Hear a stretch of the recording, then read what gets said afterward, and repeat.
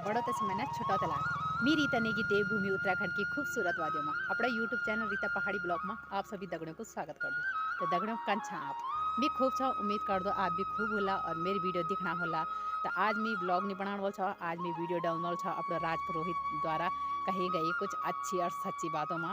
अगर आप मन से सुन लिया तो बहुत अच्छा लगा लो, कि मैं तो ये बातें बहुत अच्छी लगी, मैं तो डिलीट करना मन नहीं करी। तो मैं सोची कि ना वीडियो में डाल दूँ। तो सोना हमारे राज पुरोहित द्वारा कही गई कुछ ज्ञान और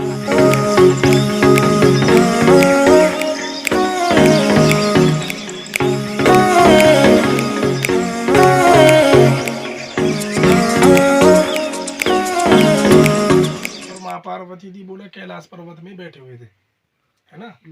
तो माँ पार्वती गर्भवती है ना। और शास्त्र बोलता है कि जब माँ बोला गर्भवती हो तो अच्छी अच्छी चीजों का श्रवण करना चाहिए और अच्छी अच्छी चीजों का चिंतन करना चाहिए। उससे क्या होता है, गर्भ में जो बच्चा होता है उसमें उसी प्रकार के गुणों का प्रवृत्ति होती है ना। 5.25 महीने के बाद बच्चे की सोचने समझने की जो शक्ति होती है वो जागृत हो जाती है। इसलिए कि 5.25 महीने के बाद सूतक लग जाने क्या, ठीक। तो माँ पार्वती ने बोली कि ठीक है, बोला कि मैं आज के समय में बोला गर्भवती हूँ, मैं आपसे कुछ अच्छा सुनना चाहती हूँ। भगवान शिव शंकर ने एक ही बात बोला, ठीक है, मैं आप धर्मपत्नी है, और बोला धर्मपत्नी का कहा हुआ जो वचन होता है पतिदेव के लिए वो अग्रसर होता है। बोला ठीक है, मैं आपकी बातों का समर्थन करता हूँ, मैं सुनाना चाहता हूँ आपको कुछ। बोला एक कथा है जिसको बोलते हैं अमृतमयी कथा, उसका मैं आपको कुछ कथाएं सुनाऊंगा। भाई तुम हाँ होने कर ले तो मिल समझो सब सीखे। बोला वक्ता को सहारा मिलता है ना, चाहे गद्दी में व्यास बैठे चाहे कोई ब्राह्मण बैठा है। अरे यजमान, इस कथा का इतना प्रभाव होता है कि अगर कोई बीज बोले ना माँ के गर्भ में और उत्पन्न होने के बाद बोला उसकी सोचने समझने की, इसको ग्रहण करने की शक्ति जागृत हो जाती, इतनी अमृतमय ये कथा है। इस कथा को बोलते भागवत कथा, तभी तो श्रीमद् भागवत कथा को अमृतमय कथा बोलते हैं, है ना। बोला ठीक है, कोई दिक्कत नहीं है, हुंकार भरना कोई बड़ी बात नहीं है। एक दिन, 2 दिन, 3 दिन पर्यंत जब हुआ, तीसरे दिन शाम का समय में जो माँ पार्वती थे कि नींद आएगी सब, है ना। बोला जब माँ बोला, ये भी सत्य बताया गया कि माँ जब बोला गर्भवती होती है तो निद्रा का ज्यादा वास होना उन पे प्रारंभ होना जाता है ना, निद्रा ज्यादा आती है। बोला माँ पार्वती को नींद आ गई। जब सुबह में जब प्रातः काल आई तो माँ पार्वती ने यही बोली कि पतिदेव मैं आपसे क्या है क्षमा चाहती हूँ, माफी चाहती हूँ। बोला मुझे क्षमा करो। बोला किस बात के लिए।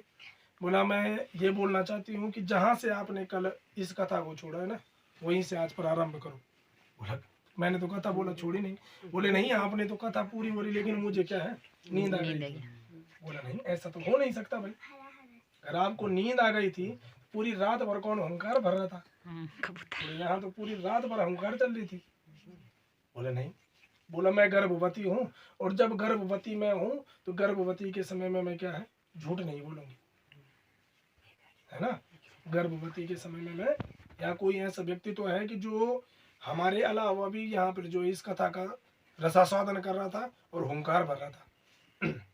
पूरा कैलाश में जो चुको घूमी त्रिशूल, लेकिन कोई नहीं मिला। बोले एक बार दोबारा जाओ आप। फिर से जब घूमा तो देखा एक पेड़ था वो बहुत ज्यादा सूखा हुआ था, है ना। और सूखने के बाद क्या भाई कि उसमें एक घोंसला छो, घोंसले का भीतर क्या छो एक बच्चा के जो अंकुरित हुई गया जमीन कथा का प्रभाव से। और वही जो है वो बच्चा ही क्या कर रहा था हुंकार भर रहा था। वो किस चीज का बच्चा था, कबूतर तोता, तोता तोता बच्चा, है ना। जब तोता बच्चा था ना उसी दिन वही दिन पता कि तोते प्रवृत्ति मानव जन बनी है क्या ये कथा का प्रभाव से। जो प्रवृत्ति हमारी होती कई कई जो हमारे वो गुण भी जो तो तम पाई जाने, है ना, बोलने की रटने की, है ना वही। और अपनी जान बचाना का बहाना जो अग्नि अग्नि आपको चलेगी तोता भगने लगे और पिछने पिछने त्रिशूल। ये जो प्रक्रिया चली पूरे 1 हफ्ते तक चली, है ना। न तोते ने हार मानी और ना ही त्रिशूल। तो कुछ दूरी पर है कि क्या छो कि बद्रीनाथ से 3-4 किलोमीटर आगे पड़ो माना गाँव मुखी व्यास गुफा छे। तो व्यास जी और व्यास जी की धर्मपत्नी की कोई संतान नहीं थी। बोला और संतान की प्राप्ति के लिए वो भगवान नारायण जी की आराधना कर रहे थे। भगवान नारायण जी यानी कि भगवान बद्रीनाथ जी, है ना। भगवान नारायण जी यानी कि भगवान बद्रीनाथ जी का क्या कहना चाहो, आराधना करने जी की है भगवान नारायण जी हमें संतान की प्राप्ति हो जी। बोला माता पिता के लिए सबसे दुर्भाग्य वाला क्षण वही होता है कि उन्हें संतान नहीं होती है जब, है ना। तो बोला भगवान नारायण जी की व्यास जी और व्यास जी की धर्मपत्नी गुफा के अंदर बैठ के क्या कर रहे थे, व्यास जी की वो भगवान बद्रीनाथ जी के ध्यान कर रहे थे कि हमें कोई संतान की प्राप्ति हो जाए। इस बीच क्या हुआ कि तोता सीधे घुसी और गुफा का भीतर घुस गया, है ना। और जो व्यास जी की जो धर्मपत्नी थी उनको जो है ध्यान करते करते जमाई आना शुरू हो गया। जैसे उनका मुंह खुला तो उस तोते ने उनके मुंह में प्रवेश कर लिया। लेकिन ये बात ना व्यास जी को पता थी ना ही उनकी धर्मपत्नी को पता थी। त्रिशूल जब गया बोला ऋषिवर आपको मेरा बंधन है, बोला बंधन है नमन है आपको मेरा। नहीं भाई यहाँ तो कोई आया नहीं, मैंने तो देखा नहीं। तो त्रिशूल पूरी जो गुफा में घूमी देखा तो वहाँ कोई भी, वापस कैलाश भगवान मैं हार मान चुका हूँ भाई, है ना। शिव शंकर के आगे बोलने लगा कि मैंने उस सुख के बच्चों को काफी ढूंढने की और पकड़ने की कोशिश की लेकिन वो मेरे हाथ नहीं लग पाया। भगवान शिव शंकर ने की बात बोल चलो अब क्या कर सकते हैं बोला इसमें, है ना। धीरे धीरे धीरे करके भगवान नारायण की इन्हीं असीम कृपा भाई कि जो व्यास जी की जो धर्मपत्नी थी ना वो जो तोता को बच्चों को गर्भ में गई छो अब एक बालक के रूप में परिवर्तित हो गया, है ना। और भगवान की असीम कृपा से व्यास जी की धर्मपत्नी जी एक दिन क्या चाहिए सांसारिक जीवन में सुंदर सुखमय के साथ गर्भवती हो गया। लेकिन शास्त्र बोलता है कि माँ के गर्भ में 9 महीने तक एक बच्चा रहता है बोला। लेकिन वो पुत्र के रूप में तो उस बालक का रूप मत गर्भ में रह गया लेकिन बाहर आने की हिम्मत नहीं बन पाई। बोला अगर बाहर गया मैं त्रिशूल मुझे खंडन कर दे क्योंकि कद का महीने तक बच्चा रहा, कद का टाइम तक रहा बच्चा गर्भ में पूरा 12 साल तक। व्यास जी की धर्मपत्नी का गर्भ में पूरा 12 साल तक रह गया। जब 12 साल पर्यंत हुए तब वे लेके पुत्र का रूप में जन्म लिया, है ना। जब पुत्र का रूप में जन्म लिया तो यह बात अब कैलाश तक भी पहुंच गया। बोला भाई बहुत समय के बाद आज व्यास जी की धर्मपत्नी ने एक पुत्र को जन्म दिया है। हर्ष और उल्लास को विषय हम दूचे एक तो संतान और वे भी तो काफी समय एक बात पुत्रों से आस रांधी पुत्री से रांधी, है ना। और शास्त्र बोलता भी है कि माँ तो हंसते तो भोजनम पुत्र हंसते तो पिंडम ब्राह्मण हंसते तो तिलकम। बोला माँ के हाथ का भोजन ही शरीर पे लगता है।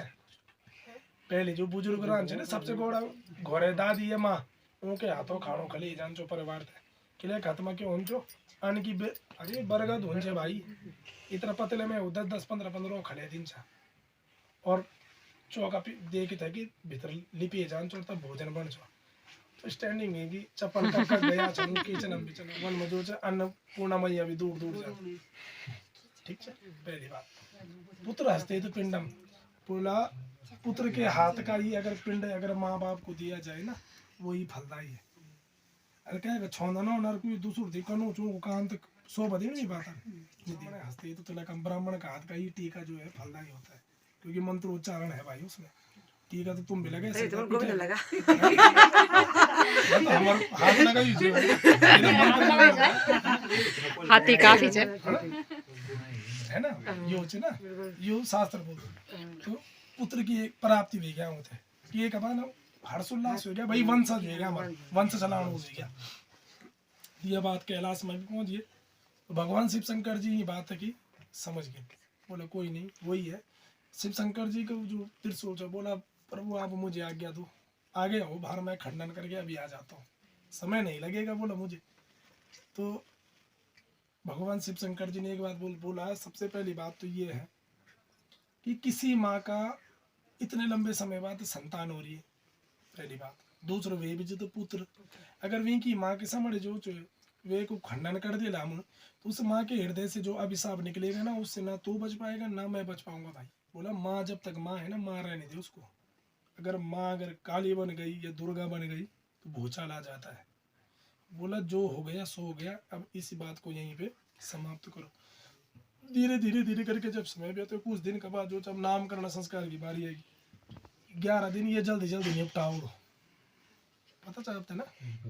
लेकिन शास्त्र बोल दो कि एकादश से तो क्षत्रिय एक विंशति तो ब्राह्मणम और शूद्रो जाए थे एक त्रयोदश, है ना।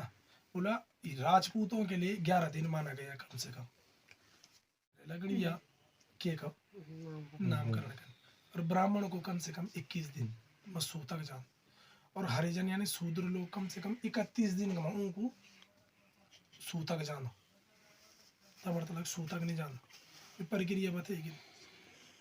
ब्राह्मण को शुद्ध होना बताएगी जो 11 दिन, क्षत्रिय कम से कम 9 दिन में हो सकता है, और हरिजन को तो यू काम ही नहीं होता था,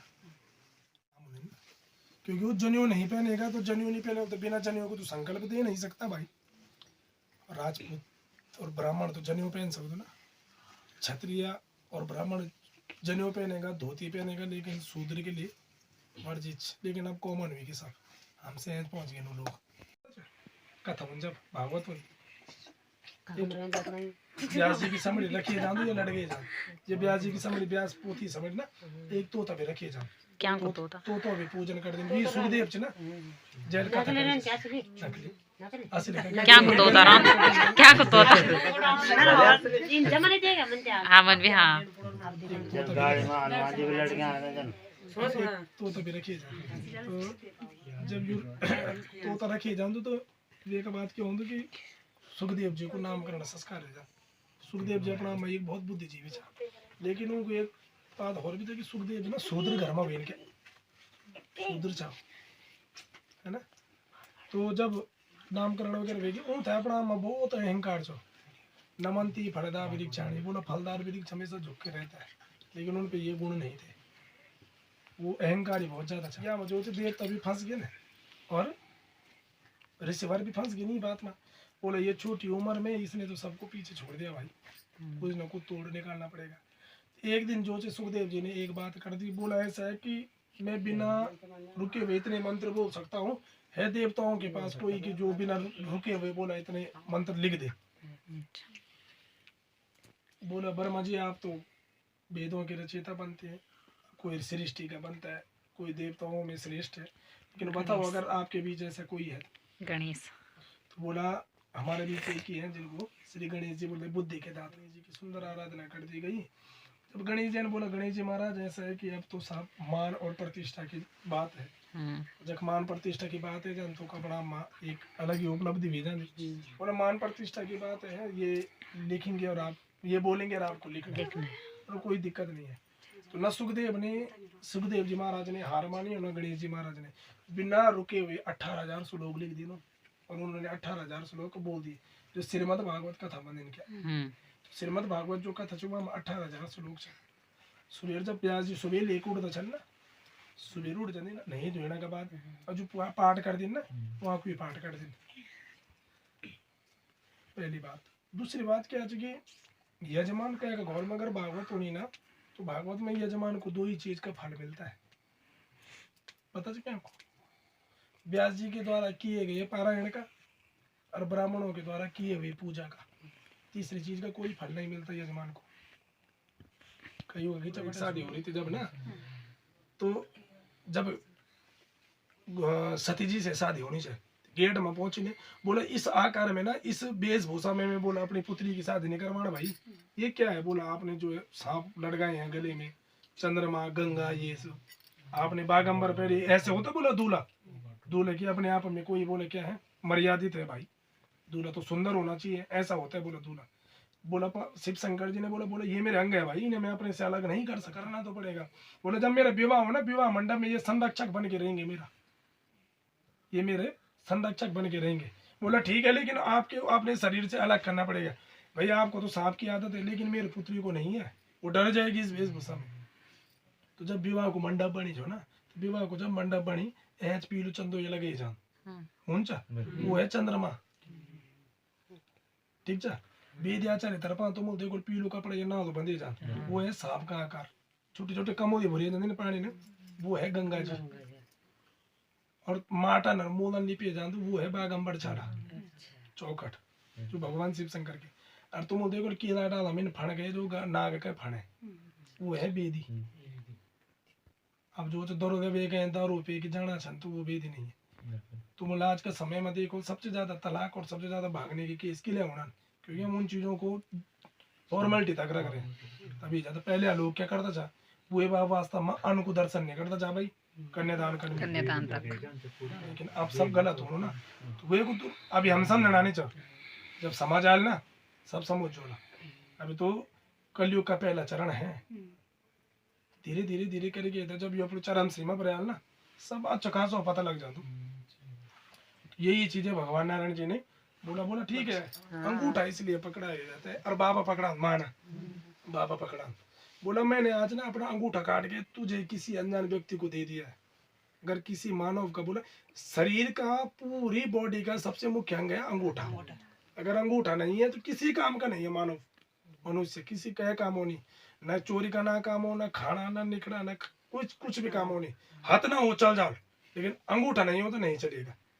दूसरी बात क्या अच्छी कि बोला कि मैंने अपना अंगूठा काट के आज तेरे हाथ में सौंप दिया पहली बात और बाम आंगनी तथोला भी थे बोले बाई अंग में बिठाना है क्यों हृदय बाई तरफ होता है भाई मैंने आज अपना हृदय का अंगूठा काट के हृदय के टुकड़े को तेरे किसी अनजान व्यक्ति के हाथ में दे दिया है इलाकी थी बोले तो कि बाई अंग मैंने हृदय बाई तरफ बिठे जान सुंदर जो कन्यादान संस्कार करेगा कन्यादान जब संस्कार करेगा तो जो अब जो लीलावती चाहे बोला स्वामी जी विवाह संस्कार भी निर्विघ्नता पूर्ण वेगी अब तो आपको कर देना चाहिए बोले कथा बोला ऐसा कि कथा कर लेंगे थोड़ा समय दो थोड़ा व्यापारी दर से मैं निवृत्त हो जाऊं तो फिर कर कथा कर लेंगे तो भगवान नारायण जी ने बोला भाई साहब आप बार बार गोली दे रहे हैं बोली शादी तो हम दे देंगे आपकी पसंद की शादी है वो ठीक है लेकिन मेरी एक शर्त है बोला शर्त क्या है बोला शर्त ये है ना कि बुजुर्ग नहीं आना चाहिए विवाह में सब जवान आएंगे